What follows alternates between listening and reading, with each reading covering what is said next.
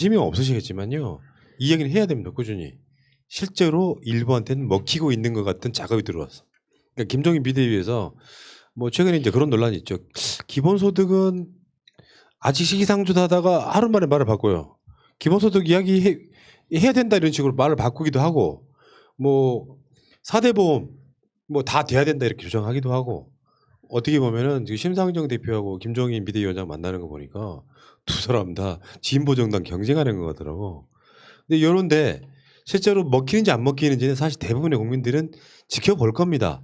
아무리 걔네들이 이 쇄신을 한다고 해도 한 40년 지나지 않는 이상 이쪽 표를 줄 일은 없고 되게 미래통합당 부류의 사람들과 중도에 있는 사람들이 나는 기본적으로 성향이 보수였어 하는 사람들이 김종인이 쇄신을 해가지고 뭔가 좀 그래도 부끄럽지 않은 정당으로 거듭나면 표를 좀 줄 수도 있다고 하는 분들한테는 일부 먹힐 수도 있는데 벌써 댓글들이 어떻게 달리냐면은 야 미래통합당 김종인은 역시 뭐 최고야라든지 이렇게 달리는 거 보면 그건 작업이라는 말씀을 꼭 드리고 싶어요. 왜냐 주둥아리만 나불거린다고 어느 날 갑자기 지지율이 올라가고 막 찬사를 받는 게 말이 됩니까? 진정성 있는 조치가 선행돼야 되는 거지. 그러면 주호영도 국회 개원할 때 야, 무조건 협조해 줘라 이야기를 해야 되는 거거든요. 그게 안 되잖아 지금. 악역은 주영이하고 착한 일은 김종인이 하면서 분위기를 미통당의 지지율을 높이려는 거거든요. 근데 실제로 주영 하면 나경원보다 더 악랄한 것 같아요. 하는 행동이랑 그런 보이고 또 김종인 또 월요일 날 또 무슨 말 할지가 기대돼 또 이제 또. 한당에서 두 가지 목소리가 그렇게 나오면 네. 지지자들이나 중도에 있는 분들은 헷갈릴 수밖에 없죠. 이거들 구조를 간단하게 생각하면 돼요. 김종인은 바지 사장 비슷한 말 그대로 필요한 경우에 책임을 다 뒤집어 쓰기 위한 어떤 그런 거고 미통당 내부의 권력 다툼이 아직 정리가 안 됐다라고 생각하면 저는 좀 간단하다고 봅니다. 이거는 오히려 김종인 입장에서 자기가 자리를 비대위원장으로서 자리를 잡고 가고는 있지만 사실은 김종인이라는 사람 자체가 미통당 자체의 운영에 있어서 뭐 키를 준 적은 단 한 번도 없어요. 단 한 번도 없고 계속 나와서 사실은 뭐라 해야 되지 얼굴 마담 역할만 계속 해왔죠. 그리고 김종인을 말 그대로 당의 얼굴 마담 역할을 해놓은 이상 안에서는 내부에서는 신나게 자기네들끼리 싸우면 돼요. 자기네끼리 싸우고 거기에 대해서 뭔가 안 좋은 일이 있고 안 좋은 결과가 있으면 전부 김종인 탓 하면 되는 거고 그러니까 주호영 같은 경우는 그냥 자기네들 내부 지지자들 그러니까 자기네들을 지지해주는 그 외연 확장 같은 건 상관없고 자기네들 지지해주고 자기네들 당 내부에다가 목소리를 내면 되는 거거든요. 그러니까 이게 두 개의 목소리가 충돌하는 건 저는 이상할 건 전혀 없다고 봅니다. 예, 그러니까 김종인의 말은 큰 차원에서 국가 혁신 경제 성장에 도움이 되는 정책 및 예산은 적극 협력하겠다 이렇게 이야기를 했고요. 지금 시간이 별로 없다. 반대를 위한 반대는 더 이상 하지 않겠다. 국가의 발전, 국민의 안녕을 위한 일이라면 적극 여당과 협력할 것이다. 최근 문재인 대통령이 이야기한 비대면 진료를 포함한 디지털 뉴딜의 성공적 정착을 위한 입법 활동에 적극 협력하겠다라고 일단 주둥아리는 씹으셨어요. 문제는 김종인은 김종인대로 깃발 들고 나가면 꼬리가 따라와야 되잖아요. 몸통이랑. 근데 대가리만 나가고 있는 상황이라면 아무 의미가 없는 이런 거거든요. 그러니까 혁신이나 개혁이나 이런 쇄신 이런 거는 행동이 뒷받침됐을 때 가능한 거고 김정은은 지금 이러고 있는 거고 국회는 첫날부터 발목 잡기 하고 있는 거고 이렇게 되고 있는 게 아닌가 싶어요. 답답하다 진짜. 그러니까 망해가는 회사에 바지 사장이 왔는데 바지 사장 열심히 하려고 해요. 근데 밑에 있는 이사나 부장하고 직원은 말해줘도 안 와. 그렇죠. 직원들은 말 안 들어. 그리고 요거 누구한테 하냐? 바지 사장 무능력해. 네가 다 뒤집었어? 하고 내년 이맘때 또 다른 바지 사장을 구할 것 같습니다.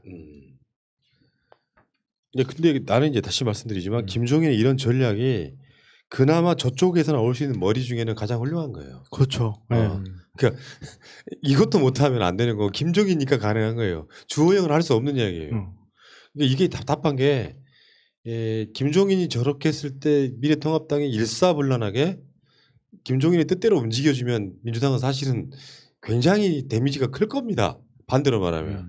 근데 김종인은 약간 그런 느낌이 들잖아요. 그냥 어떤 이 말만 앞세우는 사람의 이미지가 강할 수밖에 없을걸요. 현역 국회의원들이 안 따라줄 텐데. 이 분위기는 지금 1년 지나고 나면 끝인데 뭘 얼마나 하겠어요. 홍준표 같은 사람이 밖에 나가갖고 계속 김종인이나 비판하고 있는 상황이니까. 그러니까 예전에 그 이해찬 대표하고 그 국회의원 17대인가 13대인가 할 때 있잖아요. 30년 전인가 했던 사진 보니까 그 이해찬 대표는 상당히 순해지고 좋아졌는데 김종인 대표의 사진을 보니까 지금이랑 그때랑 똑같이 욕심이 많은 얼굴의 모습을 가지고 놀랐어요. 지금. 예. 변한 게 없다. 자, 지금 미래통합당이 그렇고요. 민주당으로 가겠습니다. 오늘 금요일 날이요. 그 김혜영이 또 최고위원회에서 또 이야기를 해요. 금태섭에 대한 징계가 부당하다. 그러니까 나는 이게 김혜영에 대해서는 그 뭐 헌법이나 국회법을 침해할 여지가 크다. 이걸 누가 침해했다는 거예요? 법을 지 마음대로 해석을 해놨어요. 보니까. 그러니까 김혜영이 그러면서 이를테면 이런 거지. 최고위원회가 또 열렸어. 근데 김혜영이 나서 가지고 또 어제 했던 얘기를 또 끄집어오는 거야. 이해찬 대표 입장에서는 이제 혈압 올라가는 이야기지. 그래서 오죽하셨으면은 이 비민주적으로 운영한 적 없다 당을 이렇게 이야기가 나왔겠습니까? 근데 김혜영은 그러니까 이게요. 김혜영 처음에 당선됐을 때요. 굉장히 많은 부산 쪽에 이쪽의 지지자분들이 젊고 신선하고 스마트하다고 굉장히 많은 분들이 몰려가서 도와줬던 바로 그 사람인데요. 나중에 조국 장관 국면에서 자기 성향이 드러나죠. 왜 그랬을까요? 부산 같은 지역에서는 이미 미래통합당 같은 부류의 선동이 있어. 그 조국은 굉장히 무슨 특혜를 받은 것처럼 지역 분위기가 선동되고 있었어요. 그러다 보니까 민주당 지지율이 엄청 떨어지고 있었습니다. 그러니까 나라도 민주당에서 쓴소리하는 캐릭터를 잡고 싶었던 거예요.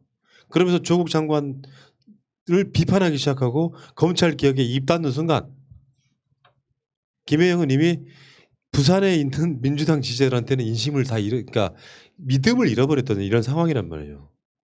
그런 대표적인 사람이 김혜영, 금태섭인 거죠.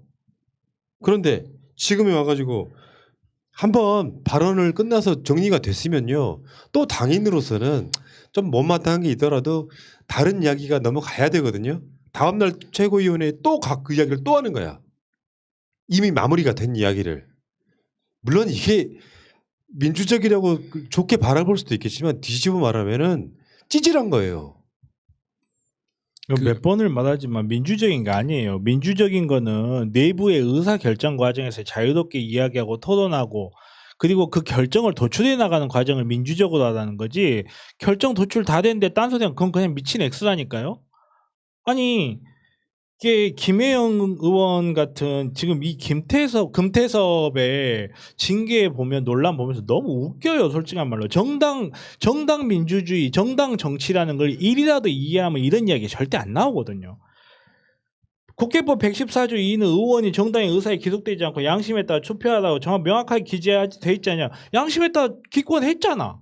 양심에 따라 기권했고 그걸 확보해줬으면 된 거예요. 근데 그 과정에서 그 과정에서 정당이 그 행위, 당론을 거짓은 행위에 대해서 징계를 하는 거는 국회법 114조 2를 위반한 게 아니에요. 만약에 이런 논리로 하면 야 금태섭이 기권했다고 국민들이 경선에서 얘 떨어뜨린 것도 국회법 위반이라고 그러겠네. 사실관계 책임이라든지 그 사실관계 책임이나 정치적 책임은 전혀 별개의 문제예요. 법적인 손해를 주지 말고 법적으로 어떤 처벌 같은 걸 하지 말라는 의미지. 정당 의사에 기속되지 않고 양심에 따라 투표했잖아. 그게 뭐였죠?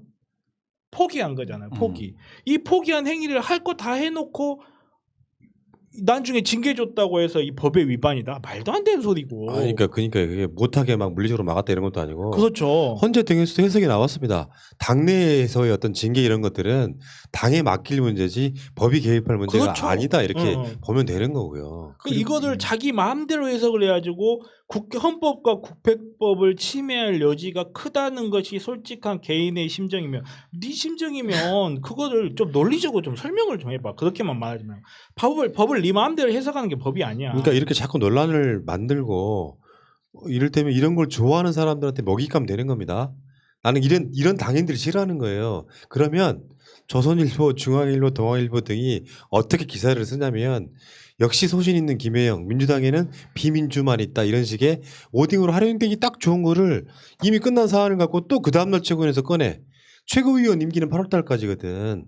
국회의원은 끝났지만 전당대회에서 뽑힌 사람이기 때문에 그러니까 지금 이런 논란을 갖고 계속해서 이를테면 뭐 추경이라든지 아니면 지금 코로나 대응이 있어서 민주당이 여당으로서 해야 될 일이라든지 이런 게 이슈가 되는 게 아니고 국회 내에서 아니 여당 최고위원회에서 김영이 또 그 다음날 그 이야기를 또 했다. 이런 식으로 지금 어그로가 돼버리면요. 이 사람 자체는 현실적으로 미래통합당과 다를 게 없어지는 거죠. 그걸 원하는 게 이게 얼마나 심각한 거냐면요. 저희도 주변에 민주당 사람들이 징계되는 절차를 무수히 많이 봤어요. 지역당이나 많이 있거든요. 징계되는 거 많이 있고 중간계도 올라가면 최고위원회까지도 승인받는 결과가 있어요. 근데 최고위원이라는 그 회의는 이미 그 회의 내용 다 올라가 있는 거예요. 그 번회의 하는 것은 월권이라고 보거든요. 안건이 다 올라가는 거고. 근데 김영이라는 사람은 의도적인 거예요. 맨 처음부터 의도적으로 말한 거고 이걸 두 번이나 말했잖아요. 당연히 이것은 최고위원을 사지 말아야 행동인 거예요. 이게 뭐 민주당이나 최고위원이가 그래 오늘 뭐 의원 말해보세요 하는 게 아닙니다. 미리 최고위 할 때 다 정해져 있는 거예요. 다. 근데 두 번이나 말한 것은 진짜 이해찬 대표가 화났을 거라 생각해요. 그러니까 민주당의 최고위원으로서의 자격이 저는 좀 부족하지 않냐라는 생각이 들거든요. 그러니까 결국은 어그로 끄는 게 목표인 것 같아요. 이 사람은. 그래요. 내가 나 좀 봐줘. 나 좀 봐줘. 철이 싫으면 중이 떠나야죠. 두 분 다 떠나셨으면 그러니까 좋겠어요. 이제 정알못의 한계 같은 거라고 생각해요. 국회의원이 정치를 많이 할 것 같지? 개소리야. 정치란 게 뭡니까 본령이. 국민의 마음을 읽고 그걸 행위로서 나타내는 거거든요. 정치인이 정치를 몰라. 부적격자인 거지. 실제로요. 이런 게 있잖아. 나만 존재감을 드러나겠다고 당의 목표, 당헌 당규, 그렇죠. 요 방향성을 무시하는 사람들이 정치의 소신이라고 할 수 있어요? 그러잖아. 개혁을 해야 되는데 사소한 어떤 꼬투리 하나를 잡아가지고 그걸 지체시키는 것이 정치인의 역할이라고 할 수 있습니까? 금태섭이 그렇고 김혜영이 그런 거죠. 오죽했으면 제가 다른 무슨 뭐 술자리 중계하는 데서 쌍욕이나 먹겠어요. 이 국회의원한테. 다 그럴 정도의 막장은 아닌데 우리는 이런 게 있거든. 내가 솔직히 말하면 니들 지키려고 저만 그런 건 아니겠지만 지키려고 엄청나게 노력하고 개고생하는 거 보면 내부에서 총질하고 있는 거 보면 지금요 민주당이 그런 소신 있는 목소리가 있다고 그래서 발전 안 하고 발전하고 그렇습니까? 아니에요. 지금 시대는 그런 시대가 아니라고. 그러니까 합을 맞춰줄 때는 같이 맞춰주기도 하고 가면서 뭔가 강약 조절을 할 필요가 있는 거지 버티고 앉아서 내 소신이 맞았다고 버티고 있는 게 소신이 아니고 자기 정치하는 거라니까. 뭐 민주당에서 뭐 솔직히 말해서 단 한 가지 얻어먹은 거 없는 사람은 민주당 국회의석 막 많이 당선시키려고 개고생하고 막 별짓 다 했어. 내가 왜 김혜영이나 김태섭한테 감정이 별로 안 좋았냐면은 우리는 조국이 살아온 인생이 있기 때문에 조국 자체에 대한 저는 일말의 지금도 의심이 없어요. 그러니까 조국 장관 관련해서 그때는 정말 미쳐버리기 힘들겠더라고. 나는 최소한 조국이라는 사람에 대한 의리는 지키고 싶었다고. 내가 받은 게 있기 때문에 그런 거예요. 공익적 차원에서. 근데 내부에 있는 놈들은 계속해서 조국만 저격을 하고 있으면 난 이런 차원에 대한 이야기를 하고 싶은 거예요. 기본적인 의리도 없는 것들이 민주당에 남아있다는 것 자체가 난 싫어요. 솔직히 말하면. 그 공수처법 투표 결과 나왔을 때 기권에 금태섭 이름 올라와 있는 거 보고 많은 국민들이 배신감을 느꼈습니다. 그리고 분노가 치밀었고요. 그거는 금태섭을 의원으로 뽑아준 민주당 의원이라서 뽑아준 건데 그 국민들의 의사에 반하는 행동을 해놓고 단지 경고 하나 먹었을 뿐인데 거기에 대해서 과하다고 계속 이렇게 얘기하고 그거를 두둔해주는 사람들은 언론들이죠. 언론도 있고 김혜영도 그렇고 네. 사실 그래서 기명 투표를 하는 거거든요. 기명 투표를 국회에서 법률안을 기명 투표를 하는 것 자체가 어떤 법에 대해서 찬성하고 반대하고 기권했는지를 국민들이 보고 그 사람에게 정치적 책임을 지우고 정당에서도 그걸 보고 거기에 따른 조치를 취할 수 있게끔 하려고 공개를 하는 거예요. 그걸 말 그대로 일반 투표처럼 비밀 투표 원칙을 지키지 않는 이유기도 해요. 그게. 근데 지금 얘네는 뭐 자기 투표하고 싶은 데 해놓고 나중에 그 다음에 책임도 안 지겠다. 이거는 국회의원으로서의 자세가 아니죠. 그냥 국회의원 하지 말고 일반 국민으로서 투표나 해야죠. 그러면. 그 당시 그 조홍천 의원도 그 내부적 사적 자리에서 반대를 말했어요. 그렇지만 강제 당론이기 때문에 그걸 했거든요. 그런 모습을 봐야 하는 거지. 아예 그러면 투표장에 오지 말던가. 예. 비권이나 하지 말해서. 그러니까 이게요. 검찰이 조국 사냥했잖아. 사냥했잖아. 인간 사냥했다. 그러면은 검찰이 하는 짓은 헌법에 위배가 되지 않았을까요? 쉽게 표현하면 쉽게 무슨 형사소송법, 검찰청법 모든 법 다 위반이었을 걸? 그렇게 법들이 되면 그때 그 이야기를 못하는 자들이 이제 와서 금태섭 하나 지들끼리 일종의 카르텔 하나 만들어져가 지키겠다고 헌법 위반이네, 국회법 위반이네 말하는 게 얼마나 찌질합니까? 지키지 못했어요. 그래서 그런 사람들이 민주당 지지자들의 선택을 받지 못해가지고 오히려 한 사람은 공천 탈락하고 한 사람은 본선에 탈락했죠. 왜? 김혜영 같은 경우는 사실 대타가 없었거든요. 그 민심을 얻지도 못했어. 그렇게 쉽게 표현하면 배신자 같은 건 짓거리 해가지고 지가 민심도 얻지도 못했어. 결국에는 어떤 민심도 선택받지 못한 자예요.